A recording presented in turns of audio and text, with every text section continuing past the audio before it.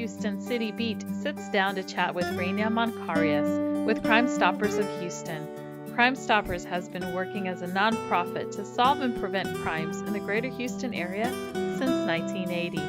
I welcome you to tune into this great video chat with Rania and find out what you can do to keep you and your family safe.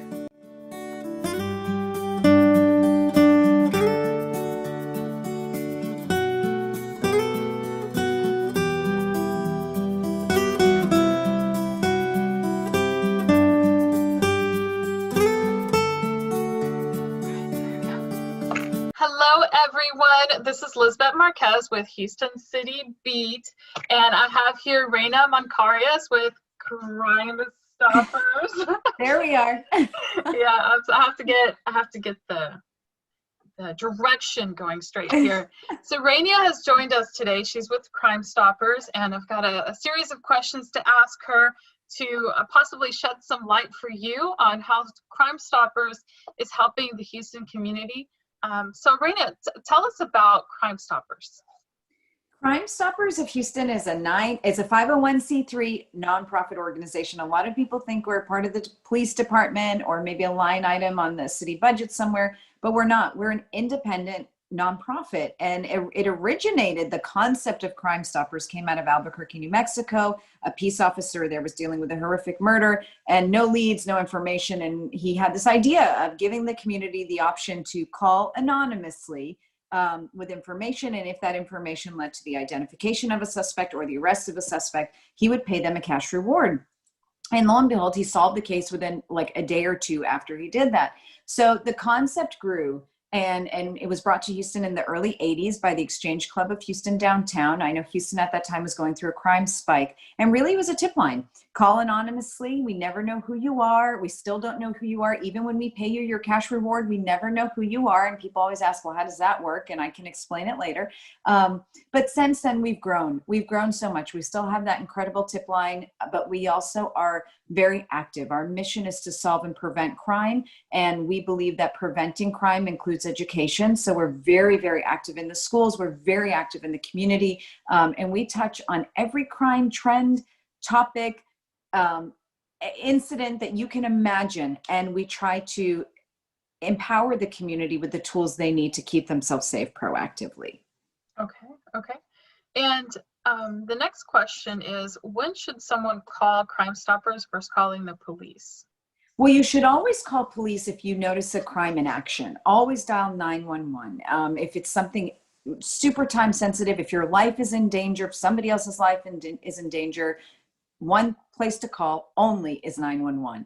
Now, you can call Crime Stoppers, though. I mean, we work with the news every single day, and you'll see that law enforcement's looking for John Smith or Linda Smith who committed this type of crime. If you have information on that person, on their, whether it's their identity, maybe sometimes we don't know who they are, or their whereabouts, call Crime Stoppers, especially if anonymity means something to you, or if a cash reward means something to you. And you can call those tips in anytime, 24 hours a day at 713-222-TIPS. Okay, perfect. So sometimes people might be more inclined to call. Obviously, they would consider twice calling the police because they might be afraid that their identity will be revealed. Is that what? It's anything, fear of retaliation, fear of their identity being revealed, maybe questionable immigration status. And none of that is our concern. We just need the information to help law enforcement solve the case. And we don't want to get you hurt.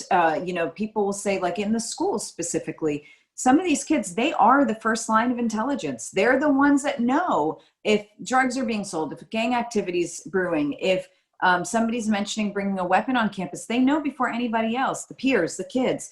And we want to make sure they can share that information without anyone else knowing that it came from them. So we think it's valuable, and many people use it every single month. Okay, perfect. And what about, there's obviously crimes against people. We also see a lot of crimes against animals. Do you all deal with crimes against animals and taking tips in about that? Absolutely. We say Houston is a thriving city, but we must remember to be a voice for the voiceless. And so whether that's our children, the very, very elderly, those who are aging, or our animals. We've got to be a voice for the voiceless. And so we have an anti-animal cruelty campaign. We work very closely with Houston Pet Set. We were actually the founding creators of the Harris County Animal Cruelty Task Force, Crime Stoppers of Houston, Houston Pet Set, Constable Ted Heap, and the District Attorney's Office. We came together and we realized that, one, we needed to educate the community on what animal cruelty looks like.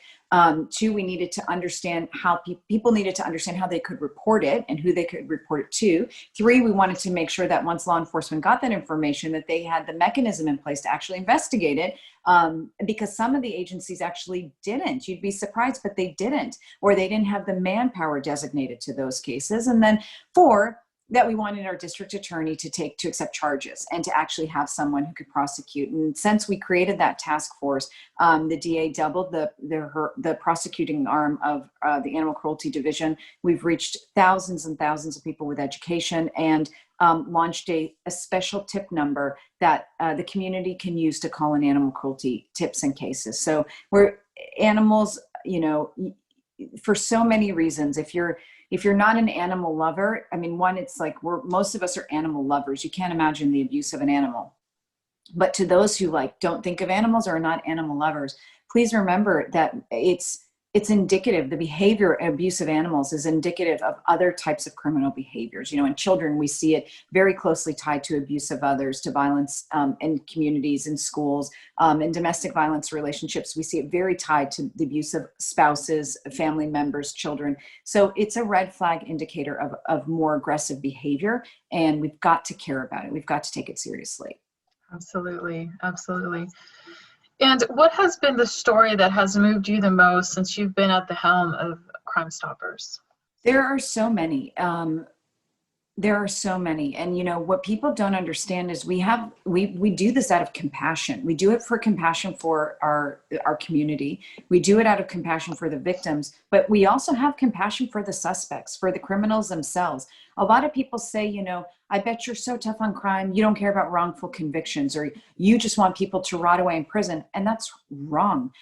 Tips to Crime Stoppers can actually be used to exonerate people who are wrongfully convicted or wrongfully being investigated. We absolutely cannot handle a person spending 5 minutes, 1 year, 5 years serving a time for a crime they didn't commit. We also have compassion for people once they serve. We need to see rehabilitation. We need to make sure that inmates and prisoners are being treated fairly, humanely, that we're still investing in them. We need to look at communities to make sure that all communities have the resources they need, whether it's healthcare, food, school, home. It's compassion for all. But I will tell you, I was a mother of young kids when the shooting at Sandy Hook Elementary School happened. And it really, really shook me to the core to know that, first graders were showing up at school that Friday with the hopes of baking cookies and singing Christmas holiday songs. And instead, they were piled into a closet where they were shot at, and many, many lost their lives. I've never been able to forget that. So that really was the impetus for us to grow our Safe School program. We had a Safe School program. It had been in the school since 1997. We were talking to middle schoolers and high schoolers about everything related to crime prevention and public safety and using the tip line. But after Sandy Hook, we realized it was a new world, and we expanded our program. We started going to kindergarten classes, always in an age-appropriate manner. Never, not talking about the tip line to elementary school kids, but talking about what does it mean to be a good citizen? Who are trusted adults? How do you behave in the classroom, at home, in the community? We wanted to create a holistic conversation from kindergarten to 12th grade to engage an entire generation of kids that care about public safety, that care about each other, that are raised to see sort of the red flag behaviors in their peers and not ignore or isolate friends that are different, but to embrace and possibly bring in a community to help. Because we noticed that a lot of these active shooters were kids that had been different and then isolated and bullied and eventually came back with a vengeance. So how do we stop that culture?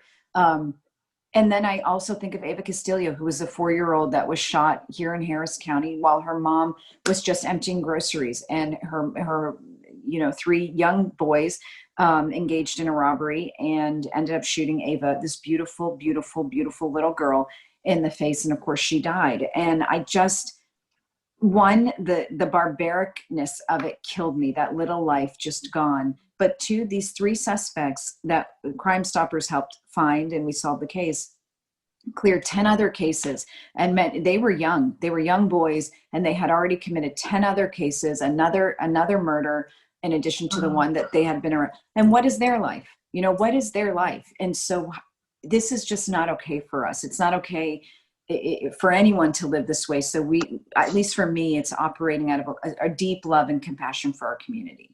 Which is very important. That's true. That's true.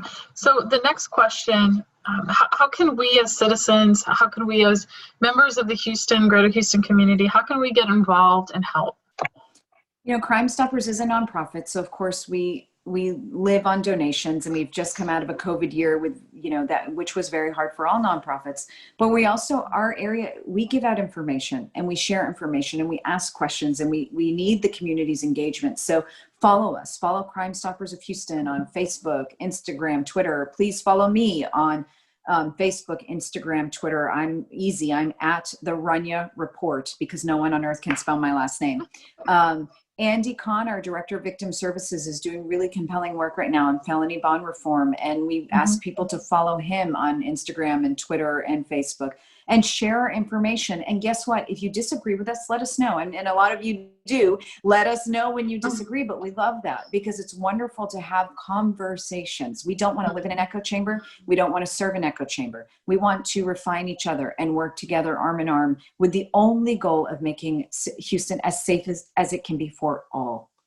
Okay, beautiful, beautiful. So I am going to connect with you on as Houston City Beat on Instagram, Facebook.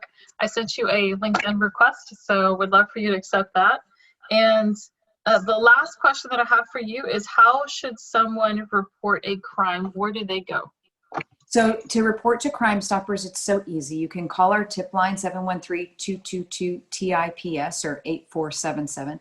You can go on our website, crime-stoppers.org, or you can download our Crime Stoppers mobile app, which everything is free and you're always anonymous. So you can report through the mobile app the same way you basically would through our website. And we follow up with you basically by asking you to call. You get a code number, and we only deal with you through your code number. We've never asked your name. When we record tips, we don't say he said or she said. We just said tips. We say tipster 1, 2, 3, 4, 5, 6 said, and your information is never known. So it's not even a matter of protecting your information. We've never had it to begin with. Okay, perfect. Well, thank you so much, Rania. This has been a really great interview, and I hope that no one watching this ever has a need to call Crime Stoppers, because their life is drama-free and they don't run across violence. But if you do ever have a situation where you know about something, Crime Stoppers is definitely a wonderful resource for the community. And thank you so much, Rania, for your time. And I look forward to keeping in touch with you all. If you have any events coming up, anything within the community, I'd love to know about it so I could share it through Houston City Beat. Thank you so much. And I'll quickly add, if you have kids or live in the city and deal with any of the issues, we have free prevention programming, how to deal with your kids on their cell phones, where you should walk in the park. We touch on everything that's just the very core of life. So you may not ever need us for a tip line call, but you will most likely need us for crime prevention education, because it's very, very current and dwindled down to what every person needs as they navigate these wonderful times. Okay. Perfect. Well, thank you for sharing that. I didn't even realize that you all did that. So you all provide crime prevention education. That's a huge component of what we do. Yeah. In the schools, in the communities, parents, everywhere. Okay. Perfect. Well, thank you so much. I have really enjoyed this interview, and I look forward to keeping in touch with you. Sounds great. Thank you for having me. All right. Likewise. Thank you.